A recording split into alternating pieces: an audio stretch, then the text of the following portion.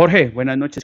Buenas noches a todos los que se conectan a este ¿Cómo club de estás? lectura. Bien, bien, Jorge. Tú, los que se conectan a este club de lectura, gracias por estar aquí. Hoy nos cita Saturno Tropical, el debut literario, el debut de ficción de Jorge Enrique Abello, que sé que aquí está con nosotros, que por cierto hoy me puso tarea para hacer. Jorge, buenas noches, ¿cómo estás? Bienvenido al club, bienvenido a este espacio. Primera vez que estás en El Otro Error, es mi club de lectura hace ya 4 años, 5 años, y para mí siempre es un lujazo poder tener los autores de los libros para conversar de todo un poco, de la vida del libro, de lo que gira alrededor, de lo que hay dentro un poco. Yo tengo una premisa justa y es que para hablar mucho del libro, pues está el libro se defiende solo. Yo siempre hago preguntas como que van y vienen de ahí, de afuera del ciclo, del retorno, de lo que dice Saturno un poquito. Y nada, saludándote, Jorge, buenas noches. No, muy buenas noches. Muy contento, Anto, de estar contigo y pues eh, contento de compartir con toda la gente que está acá. Conozco algunas personas. Muchas gracias por estar acá. Me emociona muchísimo que podamos vernos y hablar un rato de literatura. Gracias, Jorge. Para empezar, bueno, reglas, algunas reglitas siempre en la conversación, ya las contaba ahorita a las muchachas, en cualquier momento pueden chuzar la conversación, esto no es un ping-pong entre Jorge y yo, ni mucho menos, lo que queremos es que todo el mundo converse, que el libro sea pues como el eje central de la conversación y que no nos quede ninguna pregunta por ahí suelta ni que nos quede por hacer, sino que en cualquier momento alzan la mano e interrumpen pues como la conversación para que las preguntas se puedan contestar en tiempo real. Bueno, ahí arranco un poquito, metámonos en el libro porque es el tiempo apremia como siempre. Jorge, hay una cosa que me llama mucho la atención a mí y ayer te la decía mientras hablamos por teléfono y es que hay muchas preguntas que se hacen en el que se hace el libro. El libro es una constante pregunta, se cuestiona muchísimo durante todo el libro y eso creo que es una intención gigantesca tuya desde los fundamentos, desde lo que has leído, de lo que quieres como escritor, de lo que quieres como persona, y es siempre estar cuestionándote mucho la vida desde muchos aspectos y desde la realización misma de la novela, sin que suene muy ladrillón ni mucho menos. Pero, ¿cuáles son preguntas constantes que te hiciste no de la vida, sino durante la realización de la novela? Como, ¿cuáles fueron esas 3 preguntas constantes que estaban mientras hacías el proceso de escritura? Me llama mucho la atención porque es que hay mucho matiz. Está el matiz del arte, está el matiz de la física, de la misma novela policíaca, está el thriller, está el tiempo, la temporalidad, está la mitología también, pero son esas 3 preguntas constantes durante toda la novela que se pueden encerrar ahí como en tu ejercicio como escritor? Mira, el ejercicio, antes de hacer cualquier pregunta, pasó por una premisa que es una certeza dentro de la novela y que quise plantear como una certeza desde la literatura fantástica, pero que es una certeza, porque la literatura fantástica lo que plantea es una hipótesis. ¿Qué pasaría si algo fuera de una manera que no fuera lo real? Claro, Aquí lo que yo hice fue pensar esto. Si la vida es una línea de tiempo, donde esa línea de tiempo comienza con la palabra nacer y termina con la palabra muerte, yo voy a cambiar la premisa. ¿Qué pasaría si esa línea de tiempo comienza con la palabra muerte y termina con la palabra nacer? Y entre la palabra muerte y la palabra, y después de la palabra muerte, después de la palabra nacer y antes de la palabra muerte, hay líneas de tiempo que no vemos. Eso cambiaría el concepto de la vida, porque resulta que nosotros pensamos que nacemos para algo y después morimos y nos vamos. Y resulta que el concepto acá es completamente distinto. Es, usted murió, vino a esta vida, vino acá, a este lugar, no sé si es vida o qué es lo que sea, pero vino acá para nacer a lo divino, para nacer a otro momento, para trascender, para mutar como plantearon los alquimistas, transmutar como plantearon los alquimistas, para encontrar la energía karmática, dice el Bhagavad Gita, es lo que construye la vida, ¿sí? y la energía dharmática es hacia donde se dirige esa vida, si hay una conciencia de conocimiento para acceder a la divinidad de parte del ser humano que está viviendo, o lo que llaman los hinduistas el equilibrio del yoga, que no es hacer ejercicio, sino es el equilibrio del yoga, el balance de la vida del conocimiento, sabiendo que somos parte y aparte, sabemos que tenemos un pie acá y otro pie en la divinidad. Entonces, lo que yo quise plantear es que esta vida que vivimos, pues realmente es después de la muerte. Y Claro. nacemos es para otra cosa.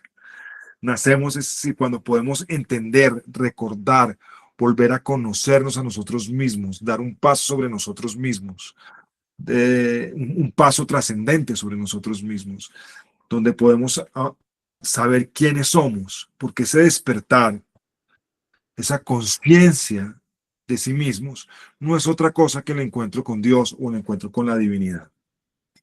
Sí, para los hinduistas el encuentro con Vishnu o Krishna o sus mil nombres, lo mismo que para los judíos, sí, con Yahvé, lo mismo que para nosotros, a través de Jesucristo, los católicos, pero con la divinidad, porque nosotros somos parte de la divinidad. Lo que pasa es que lo olvidamos. Entonces, el héroe realmente, si ustedes se fijan en toda la literatura, el héroe es aquel que puede bajar al infierno, obtener un conocimiento de él y salir para salvarse a sí mismo y a su comunidad. Pero entonces, el héroe es alguien que ha muerto para vivir. Y nosotros debemos morir a nosotros mismos para encontrarnos en la divinidad, para vivir. Y esa es la historia realmente de la protagonista. Entonces, ¿qué preguntas me hice basado en esa idea? ¿Cómo cuento la historia de alguien que ha muerto para vivir? Y pues bueno, eso tiene su respuesta. Es decir, ¿cómo, desde qué punto de vista la narro? Para que el lector descubra toda la cantidad de posibilidades, o descubra no la cantidad de posibilidades que existen en la vida, sino que descubra cuál es el camino del héroe de esa mujer para volver a nacer. Y para eso tienen, lo que sí tiene que descubrir son los diferentes caminos que plantea el problema. Uno de ellos es un camino científico, otro es un camino teológico, otro es un camino ontológico, otro es un camino paranormal, otro es un camino alquímico, otro es un camino parapsicológico, otro, bueno, ¿sí? Entonces, todos los caminos están planteados ahí, ¿sí? Entonces dije, la mejor manera es ir descubriendo como pistas, ¿sí? Y de ahí que sea el género novela negra el que lo lleva. ¿Sí? Porque son dos detectives tratando de encontrar cuál es la razón de todo esto. Y la tercera pregunta es uh, ¿cómo, ¿cómo lo logro construir con verdad? Porque la fantasía, la historia fantástica, necesariamente tiene que partir de un precepto de verdad. Claro. Porque si no, no te crees el cuento. Yo les voy a hablar, por ejemplo, no de un caso, bueno, la literatura tiene muchos casos, pero por ejemplo, la literatura parte de verdades, ¿me entiendes? Cuando tú empiezas a leer literatura medieval, empiezas a leer, por ejemplo, La muerte de Arturo. De hecho, existe Arturo, existe Merlín, existe toda la mitología. Es decir, no se duda de que esos universos existan, o de que sí, de que todos esos seres existan. Estamos hablando de troles, de hadas, de brujos, de hechiceros, de hechiceras, de fin, de magia. No se parte de que eso no existe. Pero en la contemporaneidad, donde pues hay tantas formas de probar una realidad, pues sí existe si tú no puedes bueno, podrías hacerlo también, pero yo creo que yo escogí un camino donde necesitaba probar esa verdad. Ese camino donde necesitaba probar la verdad, pues lo escogí muy al estilo de lo que hace William Friedkin en El Exorcista, que es una novela de Blades, William Blades, creo, Sí. una William Blades, donde lo primero que hacen es mostrarte que pasa un hecho fantástico y después cómo la ciencia, los psicólogos, los médicos, los curas, todo el mundo te dice, no, eso que está pasando no existe, no existe, pero tú sabes que sí existe, ¿sí? Tú sabes que sí pasó, que esa niña se puso a jugar Ouija en un lugar que no debía y que está poseída por el demonio. Pero todo el mundo te dice que no, entonces entra una gran contradicción muy fuerte porque tú sabes que pasó algo raro, que pasó algo que, no, que está en otro lugar, pero no sabes qué. No, pero todo, digamos, el espectro racional te lo encubre, ¿sí? Entonces, ese fue el camino que yo escogí. Voy a plantear una realidad negada, un hecho que no pasó. Gracias, Jorge. Jorge, ahí entra algo, y para no dejarlo pasar porque estamos hablando justamente del tiempo y esto, y es ese concepto de la simultaneidad del tiempo. ¿Cómo llegas, cómo lo conoces para empezar y cómo decides meter este elemento dentro de la novela? Porque es un elemento bien complejo de explicar y decir, bueno, me voy a meter en camisa de once varas llevando esto a una novela, pero ¿cómo lo Sí. conoces y cómo lo exploras y cómo crees que es algo que se puede hablar dentro de la novela? Para que nos expliques un poquito Eh, en lenguaje más simple lo que es la simultaneidad del tiempo. bueno, mira. Mm, mm, a ver, lo que pasa es que ahí entramos a problemas sobre física. Aquí hay una gran inquietud por el tema de la física. Como les digo, digamos que antes, cuando se escribía cuando se escribían rapsodias o cantos o baladas con respecto a los hechos mitológicos que sucedían en las culturas germánicas, luego las culturas germánicas que influenciaban a las culturas anglosajonas y en las mitologías medievales de muchos pueblos, pues estaban, digamos, certificados por, por la mitología, ¿no? Por su propio folclore, por su propia cultura, por su propia idiosincrasia, ¿verdad? Pero hoy en día, pues eso no sucede así. Entonces, yo lo primero que quise hacer, además la globalización cada vez me impide más, pero lo que quise hacer fue partir de un método científico para construir una historia fantástica. Mm, y eso parte a través de un texto de un amigo mío que se llama Mauricio Vélez, que es no solo un gran documentalista colombiano, sino que además es un hombre que ha estudiado y que ha documentado ya sus ejercicios intelectuales con respecto a física en revistas como la Real Academia de Astrofísica de Canadá, que para publicar en una revista así, pues se tiene que comprobar, digamos, Claro, las fuentes, los datos y la información que se está planteando para que, digamos, el paper tenga una solidez que valga la pena publicárselo a la comunidad científica.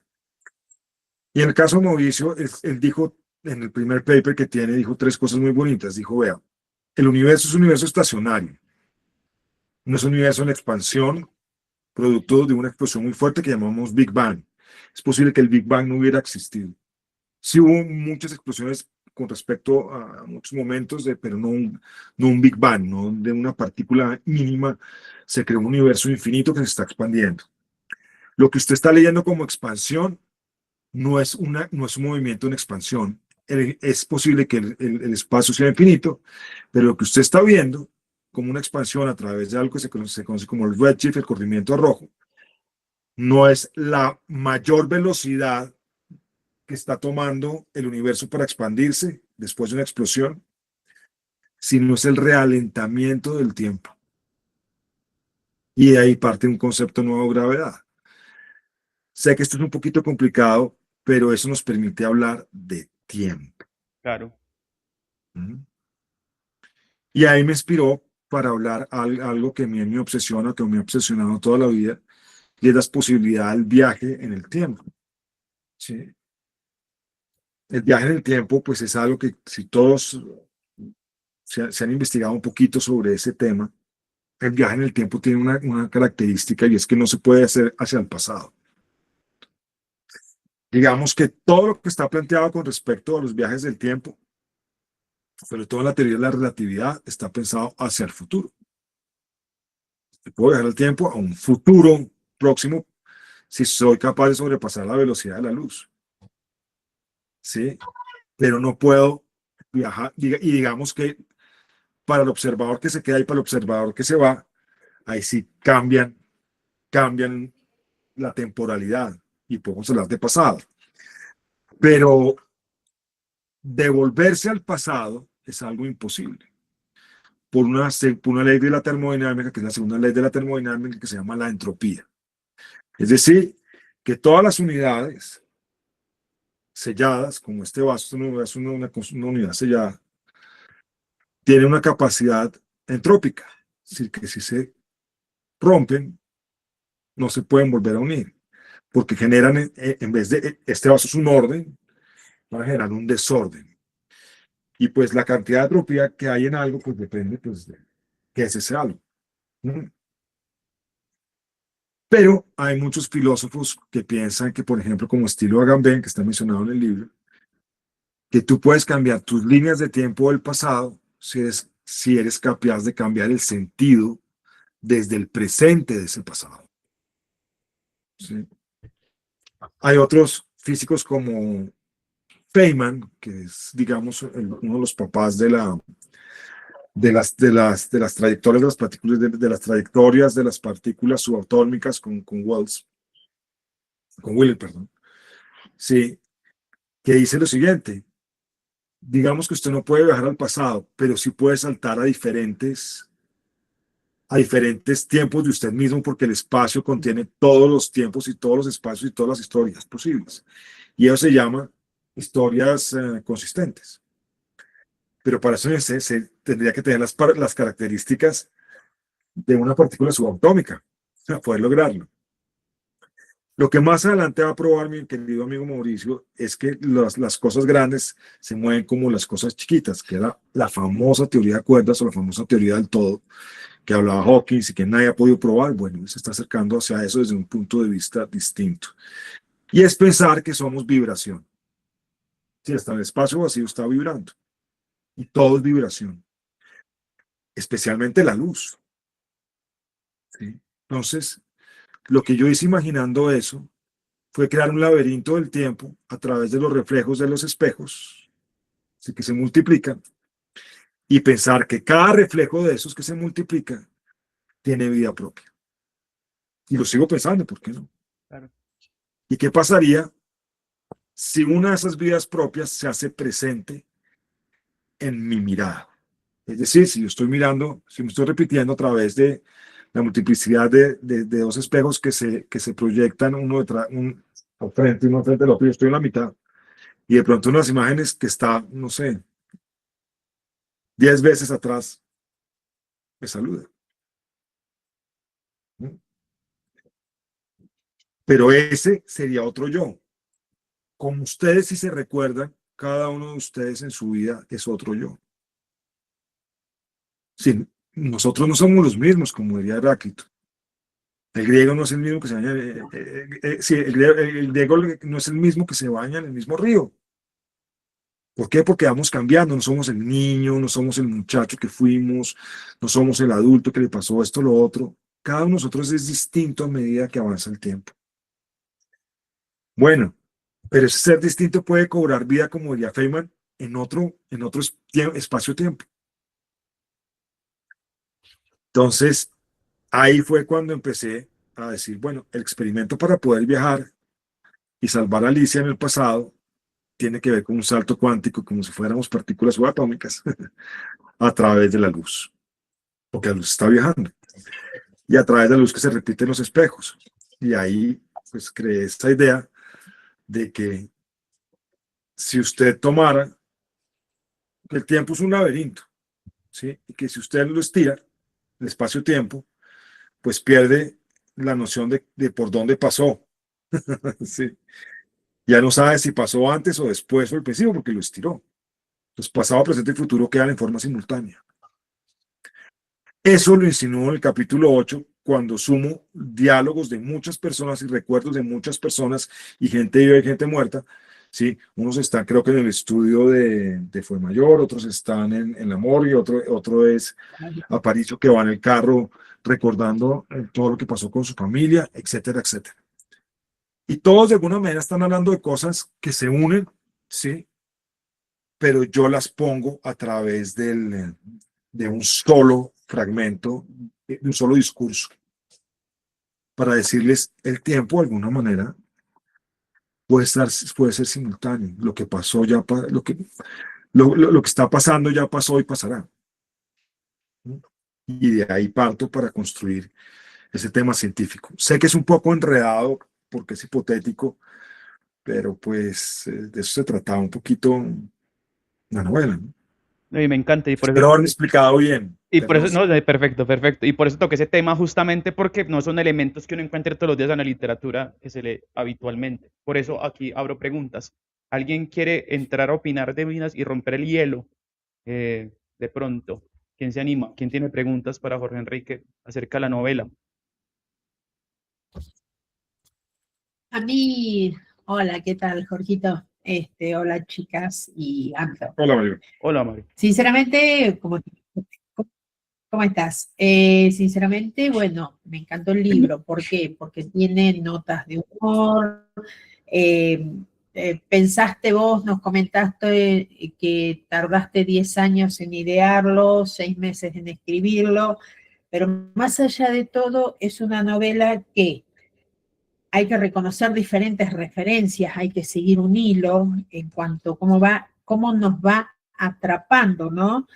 Y lo que me gusta es las diferentes referencias, aparece el maestro Cuellar, aparece diferentes teorías, aparece biología, muy Borges, ¿no? Muy Borges. Hay una gran reflexión sobre lo real, sobre lo nuevo por descubrir, ¿no? Y hay algo que a mí me hizo clic, ¿no? Cuando Ciro Well le está pegando a Fuenmayor, ¿sí? Y usas la canción de los, para poder decir, ¿no?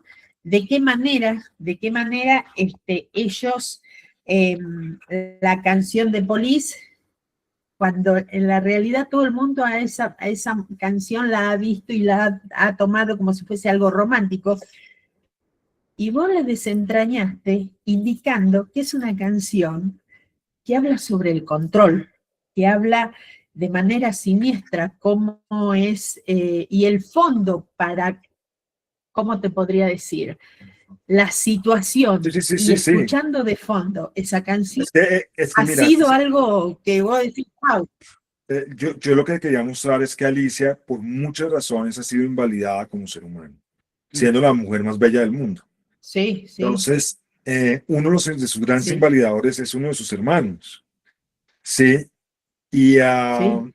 y por eso traje a colación la canción de Every Breath You Take, de Sting, que realmente es la canción de un acosador. Sí. Sí, con eso Sí. te estoy diciendo algo Sí. te estoy Cuando todo el descubriendo mundo algo lo muy tomó como terrible dentro de la referente. historia. Sí. Sí, es que hasta el hermano le tenía Sí. ganas. Es Sí. decir, te estoy diciendo algo horrible. Sí, pero es que esa es la Sí. verdad de lo Sí. que sucede. Eh, Mm, sí. La Sí. verdad No, ulterior de lo que yo te sucede digo, es yo estaba terrible, leyendo eso y es veo la terrible. canción. Sí. Sí. Sí, otra cosa que me impactó fue la parte donde aparece esa mancha borrosa en la imagen Ah, que le toma su abuelo a Alicia, y es la oficial, ¿no? Patricia. Es la milagrosa, y vos decís, es que yo Patricia, y vos desde el decís, primer wow, capítulo, si ustedes releen bien, desde el primer capítulo yo les estoy contando qué pasó y de qué se trata la historia. Pero nadie se da cuenta, sí, nadie se da cuenta. Yo desde el primer momento lo estoy contando. Es más, el sueño de ella es clarísimo. El primer sueño de sí, ella te cuenta la historia completa. La historia completa. Te dice que ya sale, que sí, volverá, que se la están comiendo tres brujas, que la están succionando, que su papá no hace nada y que todos se burlan de ese, porque es una bruja. Y resulta que la mujer a sí, través del tiempo pasó de diosa a bruja. según la conveniencia del hombre. Sí, ¿Sí? Entonces, por ejemplo, sí. si tú lees Los Argonautas, ¿sí? ¿Cómo se llama la protagonista de Los Argonautas? No es Desdémona, sino... Bueno, Jasón, Medea, Medea, exactamente. Muchas gracias, Marcela. hola. Sí, Medea se deja engañar por Jasón, que dice que quiere el vellocino de oro, ¿sí? Y le promete que se casará con ella. Se casan efectivamente, ella le indica dónde está Sí, el vellocino de oro, van, tienen hijos, todo eso, y después él se va, una vez ha cumplido su objetivo, y lleva el vellocino de oro creo que es Tebas, ¿sí? Y se casa con la hija del rey de Tebas, creo, no me acuerdo, ¿sí? Y Medea se da cuenta que él estaba prometido para otra mujer y que la engañó para encontrar el vellocino de oro, y en venganza mata a los hijos. mata a sus hijos, ¿sí? Y de ahí, la diosa que era Medea, por su belleza, su inteligencia, su nobleza, se convierte en bruja. Pero no hablaron de Casona. Jorge, nosotros eso lo hablé con Marcela, pues nosotros somos amigas, lo hablé con Marcela y hablábamos incluso hasta de la ropa que usaban las mujeres, las polleras largas, que vos le hacés distinción a todo eso. Y bueno, nosotros, las que somos amigas de acá del grupo, conversábamos sobre los capítulos, leíamos un capítulo y nos adentrábamos en eso. Claro, esta es una historia de la profunda violación familiar, de la profunda Sí, incongruencia que hay en ciertas familias. Tolstoy describe las familias de esta manera cuando comienza Ana Karenina. Hay familias, digo, todas las familias felices se parecen cada una entre sí. No, todas las familias felices se parecen y todas las familias tristes son diferentes cada una a su manera. Y dentro de estas familias tristes siempre hay invalidación, violación, horror. Violación, me refiero en el sentido, no solo a la violación carnal, sino me refiero en el sentido metafórico, es que cuando la sociedad te dice que tú y tu familia te dice que tú no puedes ser lo que tú eres, es una violación a tu ser, ¿sí? sí. Los grandes momentos familiares, que todos los conocemos, comienzan en situaciones muy difíciles. Por ejemplo, las herencias. Sí, ahí todos los que se querían se odian, terminan odiándose. Cada quien hace algo para lograr el egoísmo de su cometido. Sí. Una de las cosas más fuertes de esta historia es una mujer que le va a tocar enfrentarse a una familia, siendo una mujer que tiene todas pues digamos que es la mujer más bella del mundo, por decirlo de alguna manera. Sí, le va a tocar enfrentarse a una mujer Sí, que odia, a una familia que odia su virtud. Porque en el mundo en que vivimos la virtud se odia. Claro. Se odia tanto sí, sí. que las redes sociales han hecho cantante al que no lo es, han hecho fotógrafo al que no lo es, han hecho bello al que no lo es, han hecho talentoso al que no tiene talento, para democratizar la estupidez, para democratizar la imposibilidad. Porque además les quiero contar algo, todo el mundo tiene su talento y su destino y su dharma, su forma de llegar a la divinidad a través de lo que es en sí mismo. Pero como queremos ser son nosotros, queremos ser ricos rápidos, queremos ser bellos, con un chasquido, negándonos a nosotros mismos, queremos ser, en fin, una cantidad de cosas que pues no nos representan. Y entonces, de ahí que de alguna manera lo que sucede en esta historia digamos, una mujer que dice, ella no es que haya dicho voy a transmutar, ella le dio una enfermedad autoinmune, su enfermedad autoinmune es no quiero ser yo, porque ser yo implica demasiado dolor, demasiados costos, quiero ser otra persona que nadie moleste. Claro. Es que para ella es su tragedia ser la mujer más linda del mundo. Claro, Es una gran tragedia para ella. claro, porque es que la tragedia es Sí, la virtud. Fíjate por qué, fíjate la gran tragedia de tener una virtud. A nosotros, los seres humanos, claro, los defectos no nos perdonan, pero las virtudes no. Es tan así Sí. que el padre de ella dice, yo la pongo a manejar la empresa, me canibalizo la empresa por dentro, que ella es la mujer más linda del mundo, es decir, en 6 meses se le olvida. Porque como tiene eso, sí, la sacrifico legalmente y no pasa nada. Sí. Terrible, pero eso lo ha hecho la gente. Si no les ha pasado, habrán oído casos, habrán visto en las prensas, en los lugares. Sí, los grandes temas familiares son terribles. Porque la gente, Sí, ¿no? por dinero y por odiar al otro, por carencia de la virtud del otro, hace lo peor.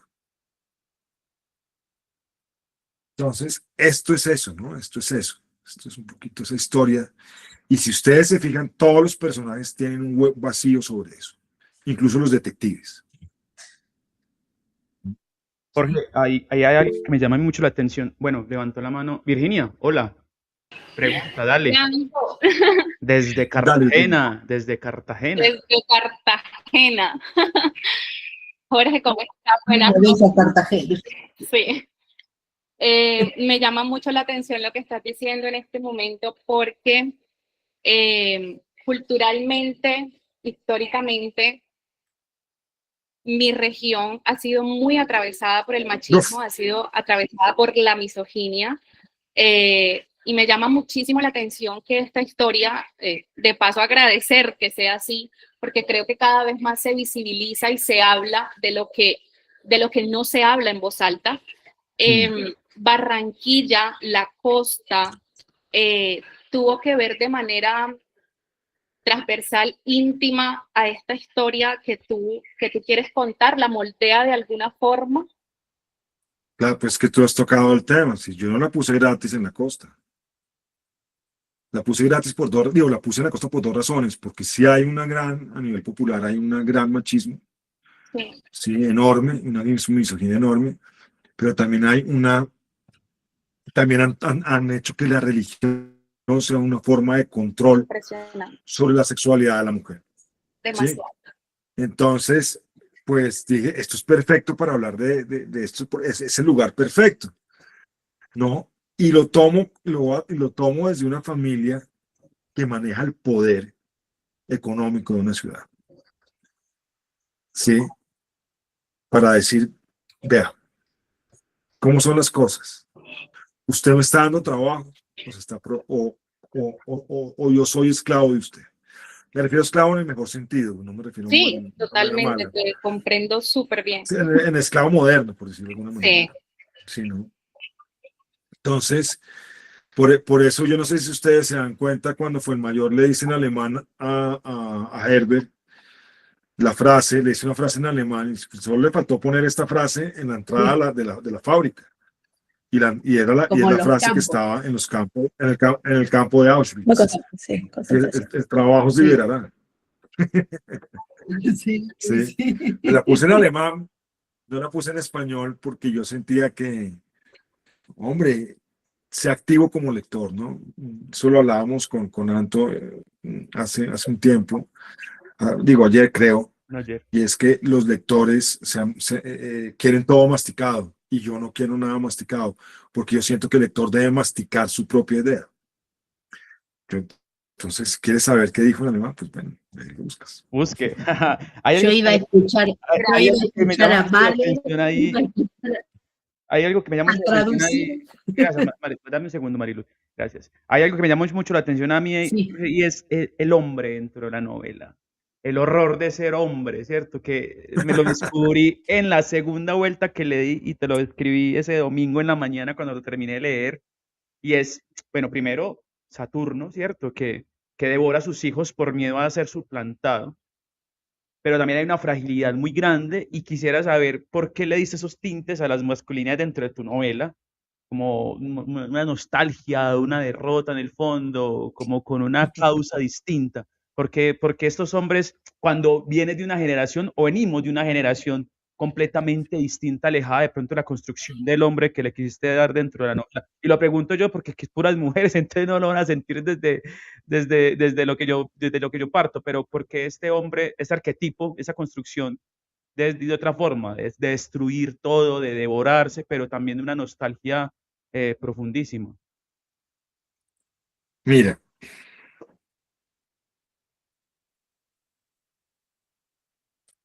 paradójicamente los últimos 3 años, y pasará el 14 de febrero, los últimos 3 años, Saturno ha estado sobre Piscis y yo soy Piscis. Y fueron 3 años donde cuando Saturno entra en ti, es alguien que te dice, si no has hecho tu tarea, te devoraré. Sí. Y para eso te pone pruebas muy fuertes. Y a mí me las puso. Y Neptuno, que salió hoy de Piscis, después de 11 años, 12 años, sí, era el que te nublaba, el que te desilusionaba. Y los últimos 12 años en mi vida pasaron cosas muy terribles, donde perdí gente que amaba, amigos, familia, una cantidad de personas y de cosas, a través de ese tránsito. Mira, no hay nada peor en un grupo, en una familia, en una comunidad, que alguien que no quiera ser superado. Un líder, un padre, un maestro, es alguien que espera ser superado por sus alumnos. Un caníbal como Saturno no. Claro. ¿Sí me entiendes? Y eso es Herbert Gull. Es un tipo que dice, es un invalidador, es decir, todos sus hijos están estupidizados porque no van a tener la posibilidad de ser mejores que él. Entonces es un gran invalidador. Entonces, ¿qué son? Hombres invalidados. ¿Qué fue lo que aceptó el novio que aceptó tener ella para la vida? Lo que pasa en la costa, ¿o no, Virginia? Sí, un tipo que es... Y es lo que nos es la narrativa que se construye desde que estamos muy pequeños. Claro. Tú te tienes que casar con el que es igual Exacto, que tú. con un igual. Tienes que permanecer con el que es igual que tú. Y además de eso, sea maltrato, sea violencia, tú te tienes que quedar por los hijos, por la historia. Bien lo dice Marvel en su libro. O sea, tú te tienes que quedar porque es callar la boca de la sociedad que te consume y que te latiga de donde tú actúes distinto. Y esto se ve aquí todavía como si fueran claro, esos. ella que buscó otro invalidado Claro. por su mamá. Sí, pero para eso yo les mostré la historia a la mamá, para que no fuera gratis, que es una historia de abandono. Es otra forma de la invalidación. Una es ponerte el dedo encima o la bota encima y aplastarte. Y la otra es irse, abandonarte, la indiferencia, el desamor. ¿Sí? ¿Qué está pasando, por ejemplo, con Fuenmayor, que es uno de los protagonistas? Fuenmayor es un tipo que por miedo a su destino no ha salido de su estudio. Sí. Si no quiere ver la realidad de la vida, se la prefiere inventársela, imaginársela a través de la música, la literatura, la criminología, la semiología, la lingüística. ¿Qué pasa con Vanisenov, el médico?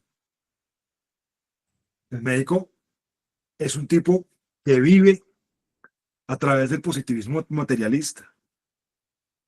¿Sí? Y el arco de él es divino, porque termina enamorado de Alicia, pero la Alicia nueva. ¿Sí? Pero es un positivista materialista donde todo tiene que ser probado científicamente para que exista. Es decir, no tiene trascendencia. Está amarrado a lo que se ve, pero la vida funciona con lo que no se ve. Entonces, a través de lo que es, invalida su ser. A través de su ciencia, invalida su divinidad. ¿Sí? ¿Qué más hombres? Bueno, es el portero, ¿sí? Es un soldado, es alguien que mata, pero que sorprende cuando ve la muerte de cerca. Él, todos tienen como esas mismas características, ¿no? El oficial de enlace que tienen ellos ahí, ¿cómo se llama? Daza, Freddy. Daza, Freddy Daza, Daza. Daza. Sí, Freddy Daza. Mm. Daza vive enamorado de lo que no puede ser, es decir, de los ricos. Sí. Sí, sí, hasta que le dicen, oye, mira, no, es que eso de pronto no es lo que es. De pronto tú, y es el más bonito de todos. Tú lo amas a Daza todo el tiempo y él vive enamorado de los que no son tan buenos como él. Sí. Entonces, ¿eso qué significa? Anto, para tratar de contestarte, es como que yo me encontré con la vida, con la gran desilusión del ser humano. Sí. Ahora, tú te desilusionas del ser humano cuando lo has idealizado, Claro, ¿verdad? Porque si no, no te desilusionas, si no tienes un pensamiento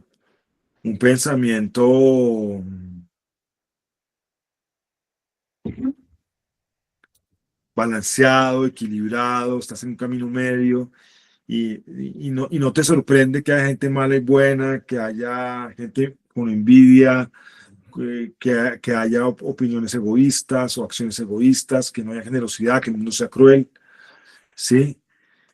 Entonces, digamos que durante toda mi vida yo fui una persona que idealizó las amistades, las personas, pero llega un momento en que la vida, como me tocó a mí, sí, en mi Saturno, que me dijo, hey, vamos a correrte el velo de la realidad para que dejes de ser tan pendejo, claro. ¿sí? Y mires la vida. Bueno, a mí me dolió, por eso antes tú sientes que hay una melancolía ahí, que hay nostalgia, me dolió el alma. Me levantaba a las 3 de la mañana con rabia o con ganas de llorar, de decir cómo confié en esta persona, cómo amé a esta persona durante tanto tiempo, cómo, cómo le creí, cómo logró engañarme, pero era evidente lo que había ahí. Pero sobre la vida cotidiana, no, pues hubo cosas graves también, pero pues sí, yo decía, Dios mío, qué bruto soy. O bueno, no, qué bruto, ese era mi destino. Exacto. ¿No? Digamos que idealizar para luego desilusionar y terminar escribiendo en Saturno Tropical, a ver si todos tenemos como una visión distinta de la vida, pero pues sí, es difícil, ¿no? Somos una comunidad súper antropófaga, ¿no? Sí. Entonces, pues quería hablar de eso porque resulta que finalmente si no podemos seguir siendo devoradores de hombres, de seres humanos, sino debemos buscar en nuestro propio interior nuestra divinidad, nuestro talento, nuestras cosas, ¿no? Gracias, Jorge. Vane Tres Palacios. Luego sigue Elena. No, Hola, Vane. no. Hola, ¿cómo están? Buenas noches. Qué pena, no me da para prender la cámara en este Dale, Vane. momento. Más que pregunta, quería, como le acabo de hacer el comentario a Anto, de que estos espacios definitivamente le brindan a uno poder ver los libros de otra manera. Yo, desde que empecé el libro, siempre tuve la duda de por qué Barranquilla y la costa. Como que no me casaba. O sea, voy a hacer el comentario, no me odien, pero yo sentía que, ¿por qué en Barranquilla? Con lo que me planteaba el libro, yo decía, no es como más fácil, algo más fantasioso, no sé, yo me imaginaba como otro espacio y no me casaba el libro en Barranquilla hasta hace 5 minutos que los oí conversar y la pregunta que hizo Virginia y la respuesta que dio Jorge Enrique. Y me fue coherente todo, como que me iluminó. Hay más, Vane. Hay más. Sí, hay y más. acabo de escribir antes y yo definitivamente estas charlas y estos espacios con los escritores te sacan de muchas dudas y te brindan poder ver los libros de una manera distinta. Yo tengo que reconocer, Jorge Enrique, que al principio el libro me costó muchísimo. Cuesta, cuesta muchísimo, yo se lo decía antes, es muy duro, pero entre las cosas que no me casaba era el espacio, la ciudad. Sí, sí, decía, no, porque en la costa yo me imaginaba algo más lúgubre, más, no sé, más gris en algún momento. Claro, Pero pero fíjate que lo gris es un lugar común porque eso pertenece a tu imaginario de un Sherlock Holmes en una ciudad como Londres, gris, sí, gótica, todo eso. Y yo quería resaltar algo y es nuestra propia mitología. Finalmente terminé haciendo una conversación también con Gabriel García Márquez, porque Gabriel García Márquez plantea en 100 años de soledad que todo entró por la costa, la cultura, ¿no? Entraron Claro, los árabes, entraron los palestinos, entraron los judíos, entraron los gitanos, entraron los andaluces, entró todo el mundo y de ahí empezamos a crear lo que hoy conocemos como Colombia o la metáfora del Macondo, ese Caribe, ¿no? Colombiano. Pero yo escogí ese lugar, te voy a contar una razón importante además, porque yo no quería que hubiera evidencia de lo gótico, del relato detectivesco, porque yo necesitaba que la gente se diera cuenta que la realidad está ahí y que no la vemos. Entonces no quería disfrazarla de neblina, de oscuridad, sino quería prender la luz sobre lo que es el horror de la familia, de las familias tristes. sí, sí, ¿Sí? sí. Y como diría Tolstoy. Y por otro lado, porque tenía una gran duda de, bueno, por Puerto Colombia y por Barranquilla, pues entraron todos y todo el mundo celebra eso como una gran cosa, espectacular, y todos eran chéveres. No, No sé. Entonces, bajo esa hipótesis, pues creamos una pesadilla de lo que, ¿y qué tal si no todos hubieran sido tan chéveres? ujú. Y de ahí nacen esos personajes. Entonces hay una conversación, digamos, intertextual con García Márquez. Evidentemente es, oye, bueno, porque estamos destinados a 100 años de soledad. Bueno, quizás porque somos caníbales, es mi respuesta. claro. Porque somos antropófagos, porque somos capaces de devorar nuestra propia pierna para poder comenzar el ciclo nuevamente. Sí, como lo pongo ahí con Saturno. Me Sí, encanta. Muchas gracias, Enrique. No, Gracias, Antonio. vale, chapot, vale. chapot para eso. Uy, tremendo eso. Elena, bien, buenas noches.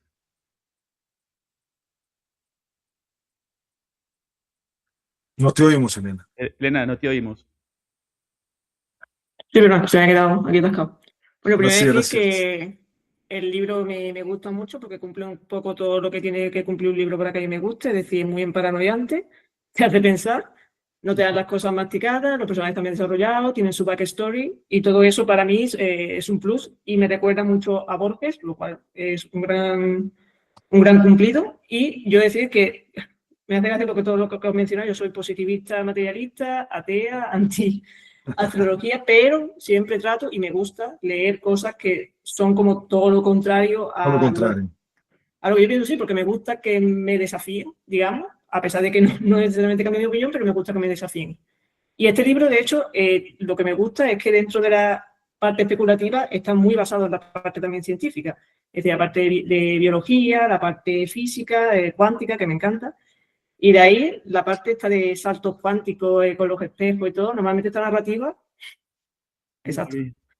Normalmente esa narrativa se usa de manera que son saltos entre las distintas líneas de vida, digamos que cada decisión que tomas es una vida distinta que es posible que podrías haber vivido. Pero aquí en el libro yo lo veo más como distintos momentos de ti mismo, de tu propia vida, que tú saltas entre los distintos momentos de lo que tú mismo has sido.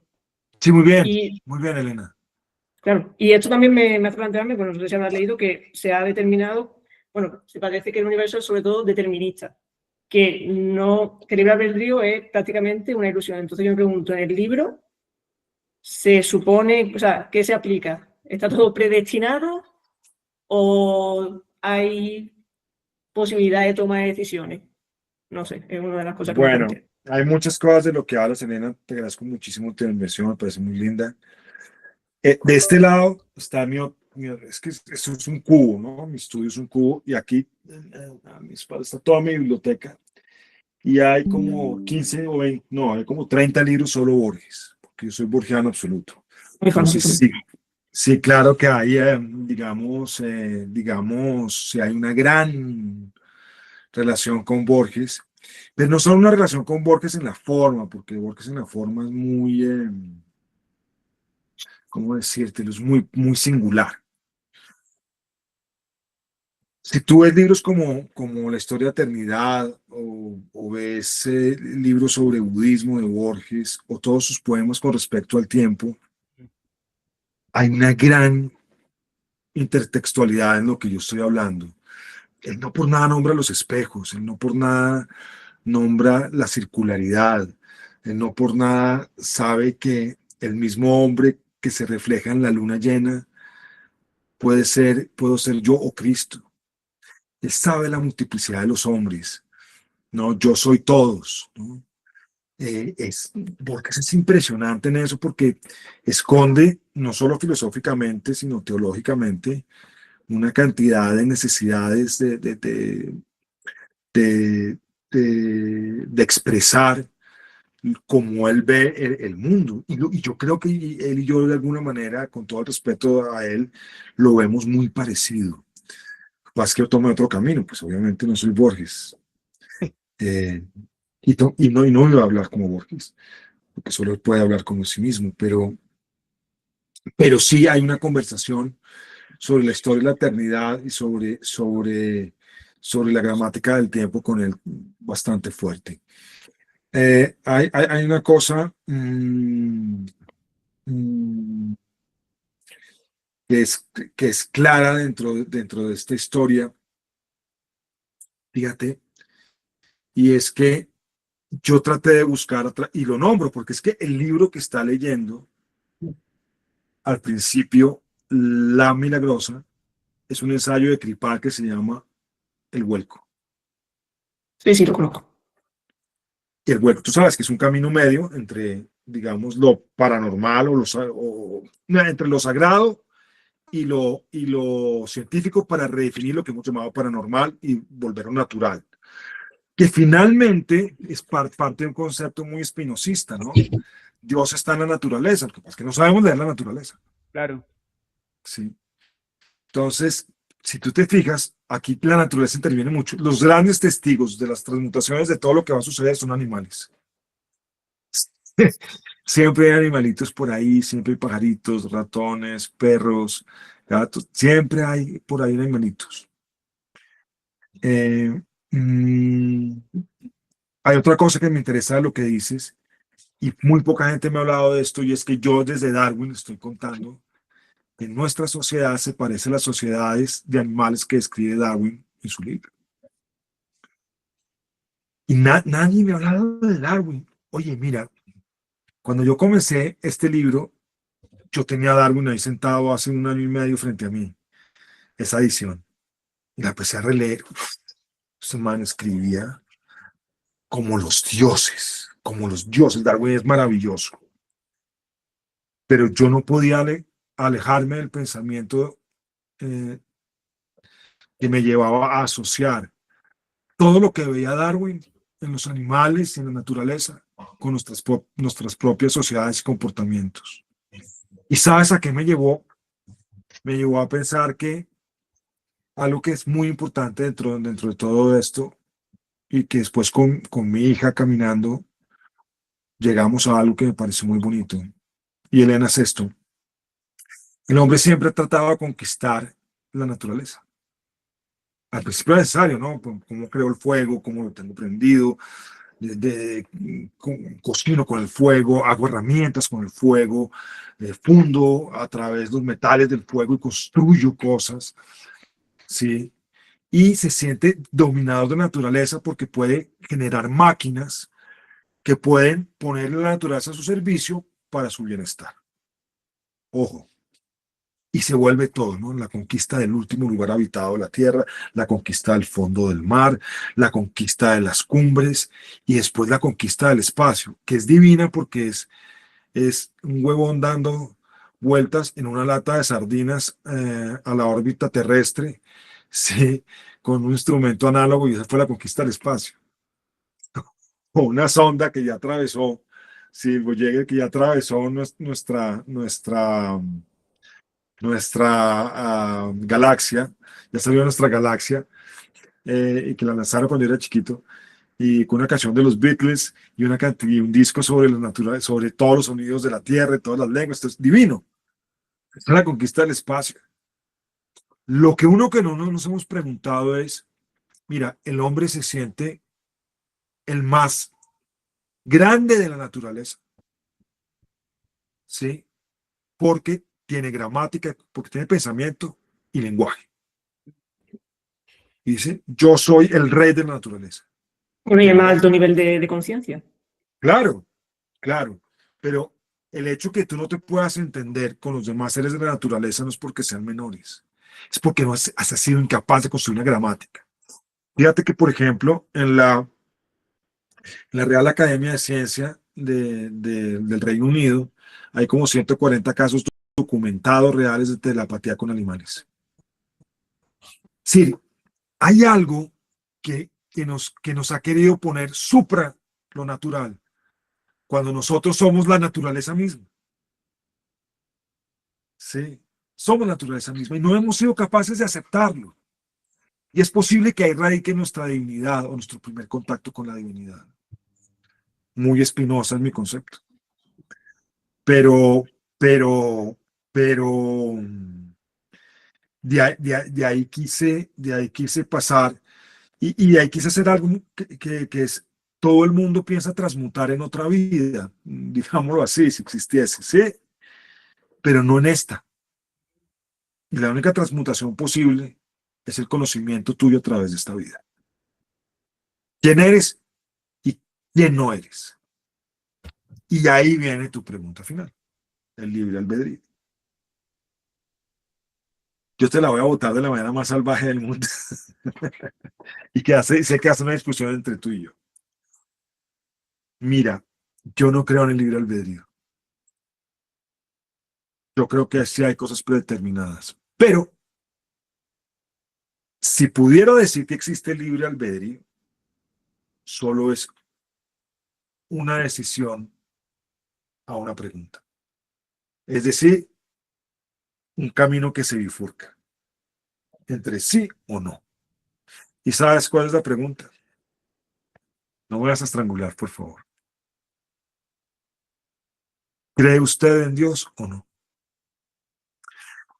Porque cuando usted cree en Dios, todo es totalmente distinto a cuando usted no cree en Dios. Cuando usted no cree en Dios, cuando usted cree en Dios, es parte y aparte de Dios. Y usted va a tener la posibilidad de entender que está caminando un destino para recordarse y redescubrirse. Cuando no, usted dice, yo soy dueño de mi vida y yo hago lo que vaya la decisión que va tomando a medida que se van presentando las circunstancias en el camino. ¿Sí?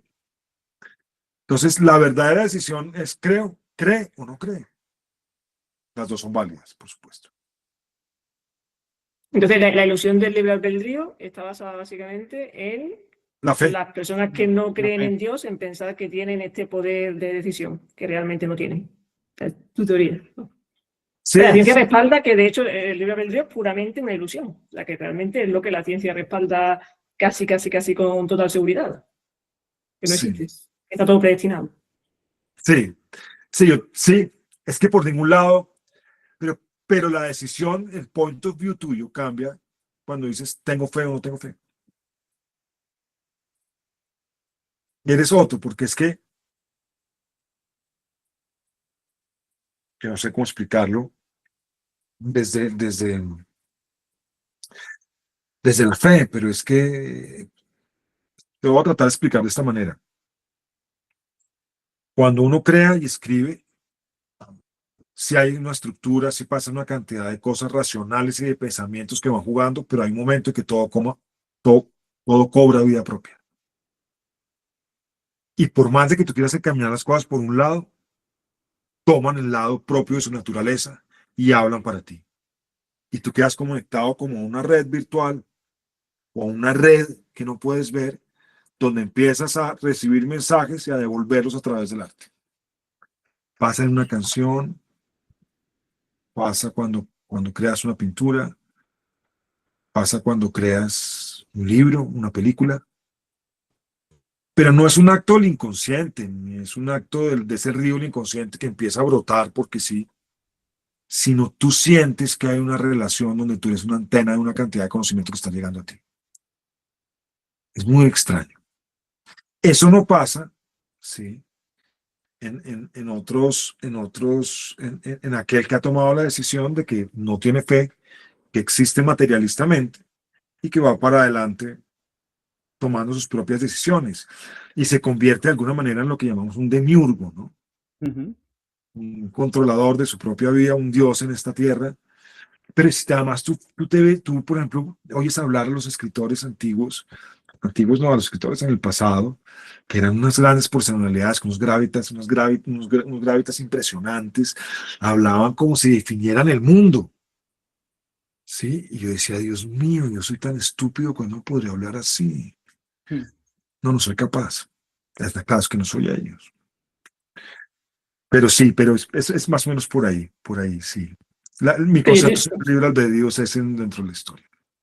yo estoy de acuerdo con que es estúpido pensar que puedes controlarlo todo, pero al mismo tiempo también soy partidaria de que porque no puedas explicar algo que te ha ocurrido, no necesariamente quiere decir que sea divino, sino que simplemente hasta ahora no lo has podido explicar. Porque toda la tecnología que tenemos ahora, si se lo enseñas a alguien de hace 1000, 2000 años, para él sería magia, sería divino, porque Puede es algo ser. totalmente inconcebible.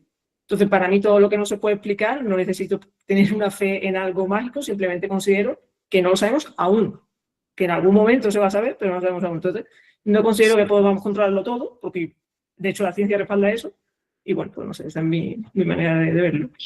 Sí, pero está interesante porque esa manera de verlo es la pugna que hay dentro del libro. Ujú. Fíjate que yo trato yo te acabo de hablar de mi pensamiento personal porque me lo preguntaste, pero dentro del libro la pugna queda abierta.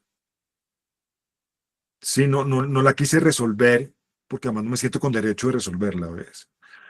Pero esa discusión entre tú y yo es el libro, un poco, que me gusta, ¿no? Me gustan esas discusiones que queden abiertas para que pues todo el mundo pueda verlo, ¿no? Gracias, Jorge.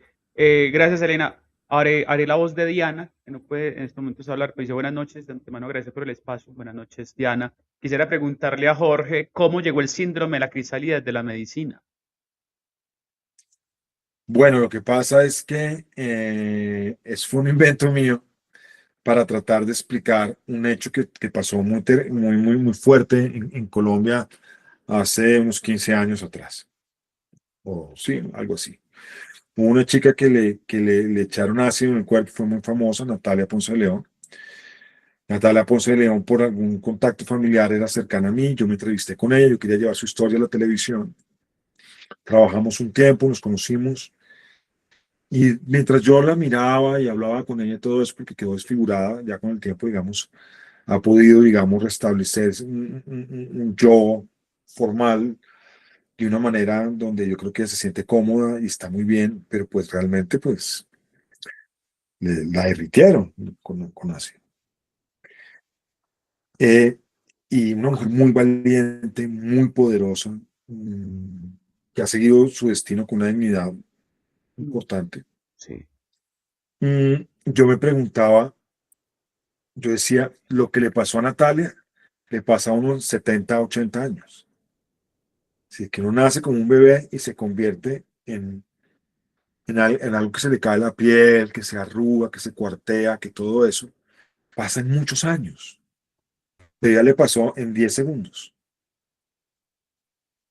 Entonces, me llamó muchísimo la atención eso y dije, bueno, al final quedamos de que no queríamos, digamos, alentar a otros psicópatas a hacer algo así. Y no contamos esa historia. Y yo dije, pero me interesa contar esa historia a alguien que se consumió en 10 segundos lo que nos demoramos en consumir los 80 años. Y entonces dije, bueno, que lo haga a través de una crisálida para que sea más real, porque pues, yo quería contar la fantasía, ¿no? Como te darás cuenta. Y pues cuando hice la crisálida y quise que se la explicara el médico, era muy fácil. ¿Qué es esto? No, pues esto es un síndrome. porque realmente es una enfermedad huérfana, es algo autoinmune que ella misma está produciendo. ¿Y cómo se puede llamar? Pues el síndrome de la crisálida, porque todos los vendajes que le pusieron para contener su cuerpo, que estaban cenizas en el exterior, El capucho. crearon, exacto, un cambuche, una crisálida. Y de ahí salió el síndrome de la crisálida, inventado completamente. Gracias, Jorge. ¿Alguna otra pregunta?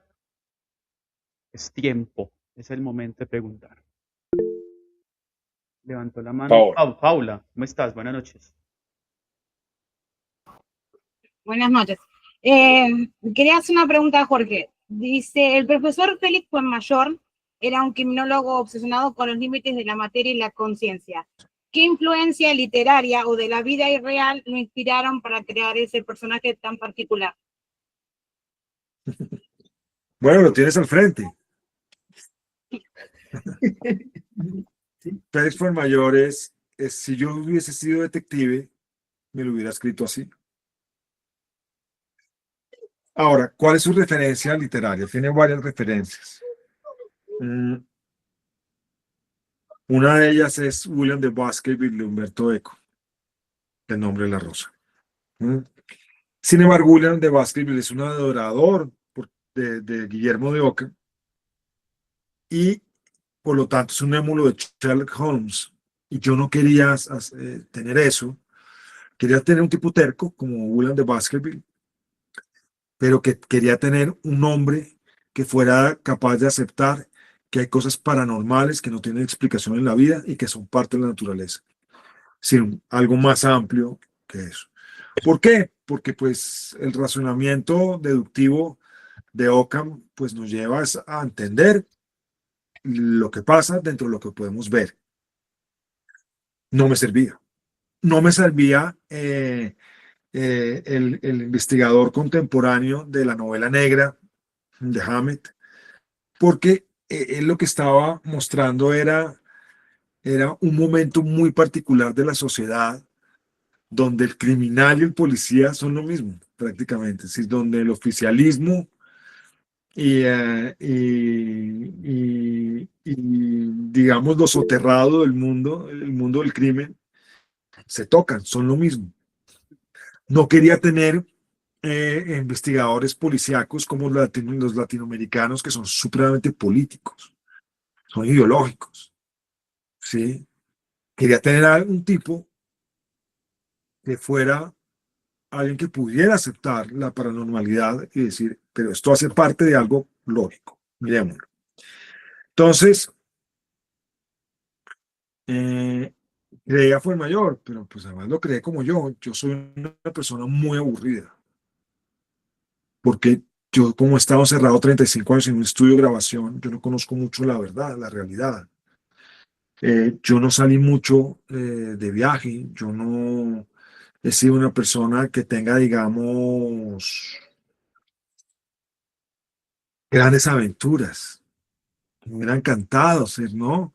Esos policías que, estilo Rick, el de Rick Café Americano de Casablanca, que ha viajado por todo el mundo, que es un aventurero, un mercenario, un vendedor de armas, un Conrad, Joseph Conrad. No, mi mundo está acá, en estas cuatro paredes, pero puedo imaginar. Y yo quería un hombre que fuese así. Entonces, Fuenmayor tenía, digamos, la referencia a Fuenmayor, soy yo como persona. ¿Sí? Es muy parecido a mí. Pero con un halo nada más de William de Baskerville, de Guillermo de Baskerville. Obviamente, pues cuando a mí me sacan a la realidad, yo gozo muchísimo. Porque por mi condición de actor y de ser muy conocido en muchas partes del mundo, vivo muy encerrado. No me gusta salir, porque no me gusta que me estén diciendo, Armando, por todos lados, me estén mirando por los personajes, o me estén reconociendo por una cosa u otra que no soy. Claro. Y entonces, cuando me pueden sacar a un lugar desconocido, mira, es la aventura más grande para mí. Y así me imaginaba Fuenmayor sentado en ese bar de salsa de Barranquilla, ¿no? Disfrutar, viviendo algo que nunca en su vida sería capaz de vivir, que podría vivir, o con un arma. Sí. Un intelectual con un arma, me parecía divertidísimo. Entonces, de ahí sale Fuenmayor. Sí, sí, sí, esa es la verdad. Gracias, Jorge. Virginia, nuevamente. Yo quiero hacer una pregunta y es precisamente enfocada muy en el escritor y indiscutible en la novela. Todos conocemos a el de la pantalla, a Don Armando, a Jorge Enrique Abello, el actor, pero yo hoy estoy admirando al escritor, a ese hombre que se sentó a escribir ese novelón, y yo quisiera saber si hubo alguna verdad, algún recuerdo dentro de toda esa vulnerabilidad y dentro de toda esa identidad que te dio miedo como demostrar por mostrar mucha vulnerabilidad. Yo siento la novela muy íntima, muy... Es una novela muy íntima, pero cambié los roles, los sexos y los nombres Ajá, de lo que podía ser algo. ajá, casi que autobiográfico. Eh, Ah, hubo algo ahí, algo que como que dijiste, no llego hasta allá. sí, sí, porque sabes que yo creo que cuando uno tiene todas las personas que están ahí existen, unas con nombre propio y otras que fueron transformadas en, como te digo, le cambié el sexo, le cambié el rol en la Sí, vida, lo leí en le los cambié agradecimientos. le cambié el nombre y me quedó una suerte de constelación cuando lo fui a entender. Dije, ves, tú se, uy, mira qué impresionante, que no sé qué. Mm.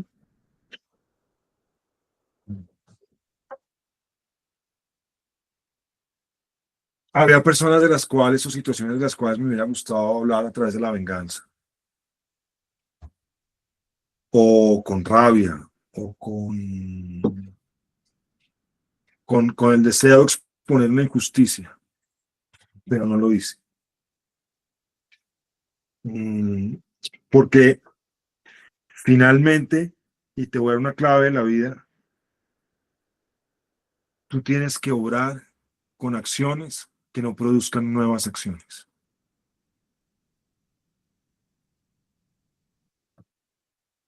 Esa creo que es la manera sabia de obrar. Entonces, ante eso, como que cada momento lo abrí de una manera distinta y cada momento lo gestioné de una manera distinta a como yo lo había visto, porque también también tuve consideración con el mal. Y es porque, te voy a decir las razones. Primero, porque las personas que pueden ser antagonistas a lo que yo pienso, es posible que sientan que tienen la razón. Porque tú eres también el malo en la película de alguien. Porque seguir catalogando la vida entre buenos y malos es una torpeza. Hay carencias, hay momentos difíciles, no somos los mismos siempre que cometemos errores, hay malentendidos, obviamente hay acciones negativas, pero tú no puedes responder las acciones negativas con otras acciones negativas.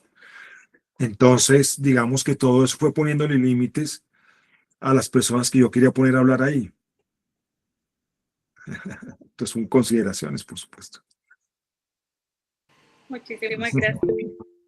Gracias, Jorge. Mariluy. Jorgito, volviendo al capítulo 12, ¿no? Cuando lo recibe Susi a Fuenmayor, ¿no? Y le indica que está acompañado por alguien, y cuando le empieza a hablar de las características, y volviendo a esto de lo autorreferencial, nombra a Ika, su nana, ¿sí? ¿Es tu nana en la vida real? Porque Es mi nana en la vida real, sí. vi que... Sí, es mi nana en la vida real. Sí, Ica. Ica. No, esa era mi consulta, porque cuando veo a quién le habías hecho la dedicatoria, veo a Ica, y luego cuando leo, digo ese nombre, yo lo leí, vuelvo de nuevo y Ica fue veo, mi y nana, entonces, fue la persona que más he querido en la vida. Es muy importante para mí. Y Susie existe de verdad, Susie Ellinger. El teléfono de ella es el que está en el libro. Si ustedes quieren una consulta con Susie, solo es que le marquen, le escriban. Y la primera parte de la consulta que hace es mi consulta, la primera es con Susie, que es un homenaje a Ica. yo lo iba leyendo y decía, es muy autorreferencial a Jorge, porque incluso en reportajes una vez vos hablaste de tu nana, pero nunca le habías mencionado su nombre, ¿no? Y yo digo, le tengo que preguntar. Así que bueno, gracias, Jorgito. Gracias, Mariluz. Por aquí hay una pregunta de Tania. Tania, qué gustazo que estés por aquí. Es un lujo que compartas este espacio conmigo. Hola, Jorge. Durante todo el proceso de escritura de Saturno, ¿qué recuerdas que hayas aprendido como escritor que te enriquece como actor? Es la pregunta de Tania. Está buena. Gracias, Tania. Actriz, Yo creo que fue, actriz. yo creo que fue un ir y venir, porque ser actor me permitió construir personajes sólidos, porque toda la vida me he dedicado a eso. Pero poner en juego la estructura, como yo la veo, me permitió rectificar mi método como yo actúo. Yo estoy acostumbrado a hacer muchas escenas en un año, porque estaba acostumbrado a hacer cosas que tienen muchos capítulos. Y yo veo las escenas como actor de manera dramatúrgica. Si tú me dices a mí, capítulo 4, algo que tiene, digamos, 8 capítulos. Capítulo 4, el capítulo tiene 60 minutos. Escena 25. Yo sé que estoy terminando el segundo acto del capítulo 4 de la mitad de la historia, y si tengo en cuenta mis relaciones, y si soy el malo, el maestro, el mártir, el héroe, el coro, lo que sea, y me estoy relacionando con el contrario, la antípoda del personaje que tengo que hacer, pues rápidamente voy a entender el significado de la escena. Yo sé que es un poco loco, pero dramatúrgicamente casi que sé que viene como actor, y así memorizo. O sea que no memorizo. Racionalmente entiendo, aquí voy a dar un preclímax de toda la historia, según donde yo esté, ¿sí? Para empezar el capítulo 3 de la historia, o el acto 3 de la historia, donde viene el verdadero combate. Y por lo general tiene que ver con encontrar el camino, pero no podemos. Ahora, depende con quién sea yo, cómo me esté relacionando, eso va a suceder. Entonces, eso me permitió confirmar que no estaba equivocado. Gracias, Es un Jorge. método raro. Es un método raro, pero es un método Gracias, gracias, Jorge. Marcela Reynoso, ¿cómo estás? Buenas noches. Buenas noches. Hay muchísimas cosas para decir, para hablar, pero uno de los temas recurrentes es el número 3 en la novela. La referencia, por ejemplo, a las 3 mujeres, que como vos dijiste eran las brujas, que en el sueño ella las ve como unas mujeres con polleras de 3 colores. Después, en el 5.º piso, cuando salen los vecinos, que ella está quemada, ve a 3 mujeres también con batas de 3 colores. También habla, exacto. Después habla de la mujer que termina siendo ella cuando se transforma, ¿no es cierto?, se metamorfosea, la ve con un lunar en forma de triángulo, el número 3. Y también cuando habla de que ve a Opa, al abuelo de ella, que es el que la viola, ¿no?, el que abusa de ella, cuando dice que ella es un cerdito que tiene 3 caras, y habla de 3 en 1, los 3 rostros de Cristo. Dice, no son los 3 rostros de Cristo. Eso es lo que dice cuando está en las manos de Opa. Y hay una repetición, dice 3 en 1, 3 veces 1, 1 es de 3, entre otras cosas. Justamente ese número 3, que también repite mucho Borges, porque dice que es el número de la perfección, como el número 7. Bueno, te pregunto entonces. Tal cual, ¿no? Lo que pasa es que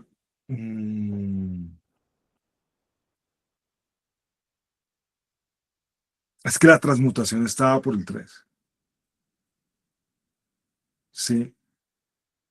Y la transmutación del alma divina es Padre, Hijo y Espíritu Santo. Sí. En la simultaneidad. Es por eso que el 3 es tan importante en todo lo que está pasando ahí, porque además está hablando de un triángulo, ¿sí? Entre la nena, Aparicio, y ella. Entre madre, padre e hija. Sí. Entre Fuenmayor, la Milagrosa y ella. Entre Vanicenoven, la Milagrosa y ella. Es realmente, todo se mueve triangulando la verdad. Triangulando la verdad y lo fantástico que conlleva la verdad. Entonces, claro, el número 3 aparece todo el tiempo como el número mágico para poder entender que ella va a partir de un lado, hibernar en otro y transformarse en algo, ¿no? Sí, es el número de la perfección, claro. Nigredo, Albedo, Rubedo. ¿Cómo lo Qué viste? frase. Gracias, Marcela. Ernesto. Jorge, por aquí hay una pregunta de Susi. ¿Estás escribiendo? ¿Vas a escribir más después de Saturno tropical? ¿Qué estás escribiendo ahorita? Yo sé que a veces es de mal gusto, de mal agüero, preguntarle al escritor qué está escribiendo, pero bueno, cuéntanos un poquito. No, mira, para mí escribir es una forma distinta de leer. Sí, Y ahorita estoy leyendo. claro. Sí, interrumpí unas lecturas para hacer Saturno. Estuve grabando una cantidad de cosas, entonces también tuve que interrumpir otro año. Entonces ahorita estoy retomando mis lecturas y vamos a ver si sigo con la saga de Fuenmayor y la Milagrosa o si me voy por otro lado, pero creo que escribir es algo que va a seguir pasando, ¿no? También esto para Elena, Mauricio Vélez, mi amigo astrofísico, quiere que escribamos un libro en conjunto entre ciencia y mitología, puede ser, no sé. Pero en este momento, sabes que yo terminé el año pasado muy cansado.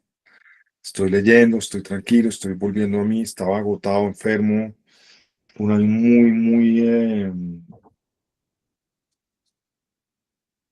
muy lleno de trabajo, de emociones muy fuertes a través del trabajo, de dedicación, de disciplina absoluta, estaba reventado. Entonces, digamos como que me estoy recuperando un poco y estoy tomándola con suavidad. No, a ver, yo no tomo nada con suavidad porque siempre estoy trabajando, pero estaba hasta acá. Entonces, no sé en qué momento vuelvo a escribir este año. Es que escribir es duro. Es riquísimo, pero Duele. requiere todos los días, todos Claro. los días. No sé cómo lo Eso, logré. en diciembre que hablamos de eso, los últimos días de diciembre te preguntan y me decía, estoy cansadísimo, estoy reventadísimo y bueno, también esperemos que Sí, estos días sean ya estoy mejor, ya más estoy mejor. tranquilos, exacto, exacto.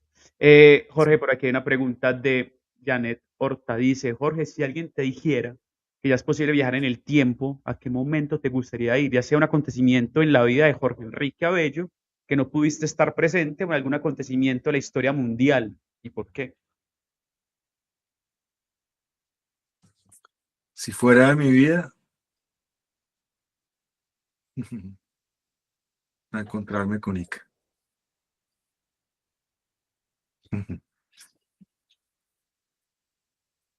Mm.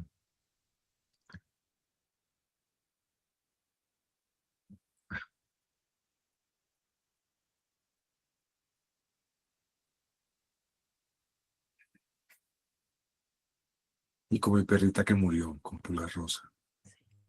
La Rosa. Sí. Y si fuese de la historia universal,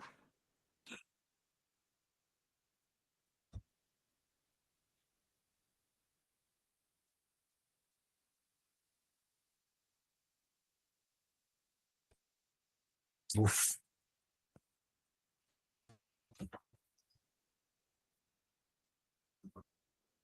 me hubiera gustado entrar el día de a Normandía y sobrevivir. Uf. Uh, El cambio. Da un momento. Gracias. Wow. Gracias, Jorge. Bueno, yo creo que vamos llegando al final. El libro es una excusa para hablar de la vida. El libro es una excusa para hablar de lo que nos sucede, lo que nos atraviesa, lo que hemos leído. Nos daría para hacer 10 encuentros más para hablar de con Jorge Enrique. Con ese Jorge Enrique, escritor, el lector, el que a mí me fascinó, me cautivó cuando lo conocí. Así que primero, gracias a todas por estar aquí, por haber leído con tanto entusiasmo Saturno Gran Capital. persona. Creo que es un libro que merece ser leído una y otra vez para escapar, no dejar escapar detalle. Yo creo que a mí me sucedió, yo lo dije a Jorge cuando terminé, dijo, ¿encontraste este detalle? Y me dijo algo, y yo dije, no lo encontré, voy a volver a leer. Y volví a comenzar ese mismo día la lectura del libro. Así que espero hayan disfrutado muchísimo. A Jorge, gracias por la generosidad, no solo del tiempo, sino de habernos dado tanto en la novela. Antes de cerrar, entonces está aquí Ofelia. Ofelia, pregunta antes de que nos despidamos. Buenas noches. Hola, buenas noches a todos. No. Hola, Jorge. Solamente es para felicitarte por el excelente libro que has escrito y me encanta eso de las líneas del tiempo, soy fanática sobre eso. Me encanta la ciencia ficción. Y bueno, solamente es eso, un saludo, un besito para vos y para Bel, y Antonio y Mati, que son unos divinos. Y bueno, Candy también. Te agradezco todo esto. Un beso muy grande.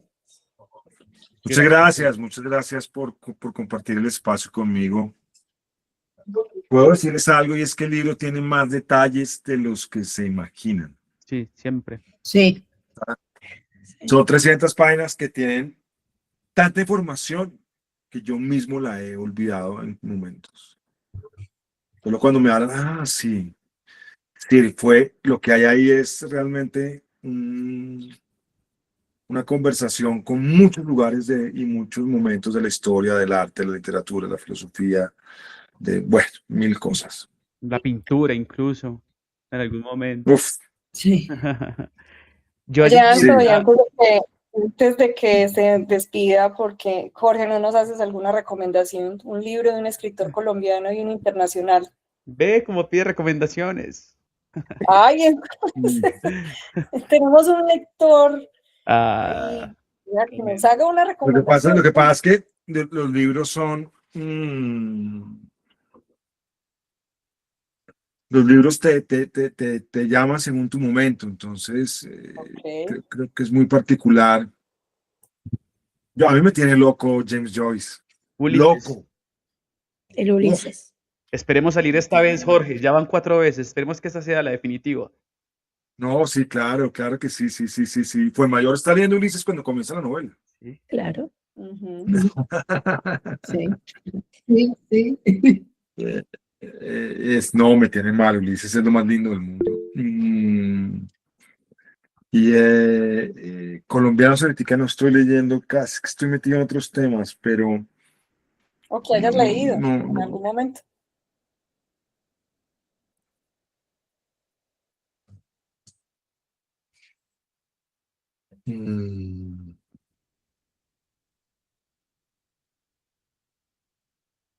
Es que no quiero ir a...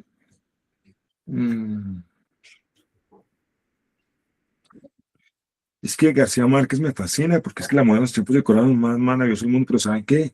Que no se leen el Porfirio Barba Jacob. Sí. Oh, Claro. Es muy grande la vida. Muy grande. Un poco de poesía loca, salvaje, maravillosa. No Brutal, esperaba unos sonidos, menos. unas palabras maravillosas. No esperaba menos, Jorge. Tania, hola, levantaste la mano y ya pusiste cámara, o sea que vas a hablar. Cuéntanos. Hola, bueno, Hola, un Tania. gusto. Ya hablando de recomendaciones, ¿tu película favorita cuál es?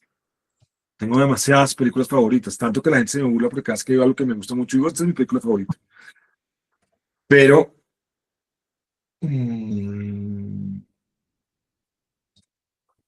aquí hay una mención a una película que ha sido muy importante en mi vida, que es Blade Runner. Sí. Es una película que para mí es muy importante.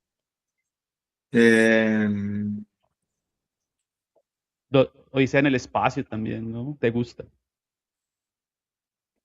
Mira, Kubrick realmente es un tipo que yo descubrí en la madurez porque lo vi durante mucho tiempo y me aburrí mucho. Pero es que yo soy una persona que se ha demorado en madurar mucho. Sí, maduré como hasta los 50 años y como que empecé a entender cosas a esa edad y el resto realmente he sido tan bobo y tan ingenuo y tan ignorante que pues Kubrick es una cosa loca. Si tú te ves 2001, si te ves en La Naranja Mecánica, si te ves El Resplandor, realmente Kubrick es muy difícil de superar, Kubrick. Es muy difícil de superar. Kubrick escribió en 1968, el año que yo nací, con Clark. Escribió el guión de 2001. Y solo está hablando hoy. Solo tiene sentido hoy. Impresionante. Aparte que le estaba escribiendo y la filmaban al tiempo, o sea, era una La locura. filmaba al tiempo. Claro. Y unos salvajes. Solo hoy con la inteligencia artificial tiene sentido. Bueno, amo mucho a Hal Ashby. No sé si has visto alguna vez Harold Maude. Y a Johnny Schlesinger. Lo amo también. Él tiene una película muy linda que se llama Midnight Cowboy con Dustin Hoffman y John Boyd. Sí. De Regreso sin Gloria de Hal Ashby también. Es divina. Desde el Jardín. Todavía las viejas películas de Herzog son películas que me fascinan. La Guerra y la Ira de Dios, El Tambor de Ojalá. Bueno, el Plates de Schlender, pero me fascina. Estoy un loco por todo el western. Hace poco me recomendaste una de Bergman, La Hora del Lobo. Buenísima esa película. ¿La viste? Sí, la vi, claro. Y vi Los Duelistas también de Ridley Scott. No la había visto. Tremenda esas dos. Los Duelistas, ¿qué tal? De Scott. No, Es un cuento de tremendo. Joseph Conrad. Sí, de Conrad. El duelo. Me la recomendaste hace poquito y ya ahora vi las dos en la misma semana y fue puta, qué película. No, sí, qué locura. ¿Qué tal Los Duelistas? Los Duelistas es gigante dentro de lo gigante. Y bueno, ¿cuál fue la otra? Los Duelistas, ¿y cuál te viste? La Hora Lobo. Uf. La Hora Lobo. No te fuiste a dormir con todo el inconsciente revuelto, loco. Qué locura. No. Qué locura. Vi esa y vi también La Tierra Tiembla, la italiana. ¿Qué tal? Oh, increíble. Casi no la encuentro. Tocó buscarla en la ilegalidad, pues, pero tremenda. La tierra tembla. Sí, mira, eso es una de las cosas más bellas que ha creado el neorrealismo italiano y la cinematografía mundial. No hay nada más bello que La Tierra tiembla. Yo la veo y lo que me produce como ser humano es algo único, es impresionante. Hombre, te hiciste la tarea. Te felicito, muy bien. Siempre hago la tarea. Le cambia la vida a uno, después de ver eso. Sí, el cine cambia. Mira, la vida a uno. Ahí La Tierra Tiembla está dentro de mi top 5. Sí. Sí, es tan fuerte que el ladrón de bicicletas es una esquinita de La Tierra Tiembla. Sí, no lo había visto. Claro. Ladro de bicicleta y Increíble. no, véansela, véansela. No, todo eso es muy bonito. Sí, sí, sí, sí, sí, sí, sí, sí. Tremendo, tremendo, tremendo, tremendo, tremendo. No, es que Jorge Enrique es tremendo recomendador de películas, yo me di cuenta de eso. La Tierra Tembla. Bueno, ahora sí, nos vamos despidiendo. Nos da para hablar 5 horas más, 10 horas más. Jorge, gracias obviamente por escribir, gracias por dejar tanto en el libro, tanto, a ver, uno agradece mucho, yo que si ven, estoy rodeado siempre de libros, es mi energía principal, mi alimento de todo el tiempo, y uno agradece mucho cuando hay fuerza dentro del libro, cuando hay formas, cuando hay fondos, cuando hay verdad, ¿cierto? Cuando hay una búsqueda, cuando uno nota, el lector nota, el lector ha madurado muchísimo. Y ya uno nota cuando hay esfuerzos grandes, cuando hay sangre detrás de los libros, cuando hay sangre detrás de los personajes. Obviamente tu trabajo siempre ha sido igual, tanto en pantalla como que yo lo quería alejar, pues como la conversación, pero es parte de lo que sos vos como persona y es imposible como desligarlo. Pero agradezco mucho el libro, agradezco mucho que nos hayas regalado una novela tan diferente. Yo le decía a Vanessa y le decía a un par de amigos más personales como este libro se metió en los últimos días del año en el top 5 de las mejores lecturas por la sorpresa y por lo que me llevé con todo lo que encontré ahí y que lo tuve que volver a leer y fue el último libro con el que cerré el 31 de diciembre y bueno, como que para mí significa algo bien bonito y gracias por eso, Jorge, y por la conversación de hoy, a todas ustedes por estar aquí, que me parece a mí fantástico y ojalá hagamos un encuentro para hablar de cine, sería muy bonito hablar de cine, Cuando quieran hablamos de cine. hablar de cine, Una pregunta, películas. acá vemos solo mujeres, ¿verdad? Tú y yo y mujeres. Sí, es que extrañamente, Jorge, yo Yo creo que sí. llevo 5 años haciendo clubes de lectura y talleres de literatura semanal, sin fallar hace 5 años. Y si tengo 3, 4 hombres presenciando los talleres es mucho, en general en el año, o sea, son puras mujeres siempre, siempre, siempre, siempre. ¿Sabe qué me alegra mucho? Es que este libro es dedicado a las mujeres. Exacto, Lindo. Sí. exacto. Entonces me alegra mucho que yo siento que a las mujeres se les ha quitado la capacidad de ser ellas mismas a través de la historia. Sí. Y este libro era para reivindicar esa posibilidad. Yo no soy feminista, el feminismo a veces me aburre mucho realmente. Digo, desde el punto de vista ideológico y sectario me parece hartísimo. Pero sí entiendo que históricamente las mujeres han sido, o sea, les han complicado mucho la vida y me parecía bonito decir, es momento de liberarse, pero la primera forma de liberarse es ser ustedes mismas y la segunda forma de liberarse es aceptando su sexualidad y su poder divino. Dejen de ser brujas, porque las brujas son divinas también, Claro. pero que sean las diosas que siempre han sido. Y ahí aprovecho para darle comercial a Susie Ellinger, busquen el teléfono, escríbanle, que va a ser una oportunidad maravillosa porque vuelven a ser dioses. Y nada, Anto, te agradezco muchísimo este espacio. Siento mucho no ser una persona creo que soy más concreto cuando escribo que cuando hablo, porque pues busco la concreción para hablar, soy muy disperso y a veces me enredo, así que espero me sepan disculpar. Realmente es para mí fácil hablar de proyectos de otros, pero no, cuando me toca promocionar proyectos de cine, o televisión o teatro, pero este es mío, entonces si me enredo y me enredo en una respuesta, pues por favor disculpen. No, Jorge, con todo el amor, gracias. De verdad tenemos que hacer un plan diferente para hablar de cine y hablar también de música, porque la música también es muy importante. Así que bueno, esto fue El Otro Error con Jorge Enrique Abello y Saturno Tropical. Gracias, de verdad. Qué felicidad por tenerlos aquí. Nos vemos. Les dejo la grabación en el grupo por si la quieren escuchar de nuevo, por si se les escapó algún detalle, les dejo la grabación y seguramente también la va a hacer pública porque hay cosas que me gustaría mucho que la gente escuchara. Así que lo voy a compartir por ahí en historias y espero también ustedes lo puedan hacer para que también escuchen a Jorge Enrique hablar de este libro y que inviten más gente también a leerlo siempre, porque a la final es la invitación. Así que gracias, Jorge, por todo el tiempo y a ustedes por estar aquí. Un abrazo Gracias. muy grande. Muchas gracias. Gracias, un Chao. abrazote, abrazo muy grande a todos, Gracias. Santo, gracias. A vos, Eres chao, grande, chao. Jorge. Gracias, Chao. gracias. Gracias, chao. Chao, Jorgito. Chao, Jorge.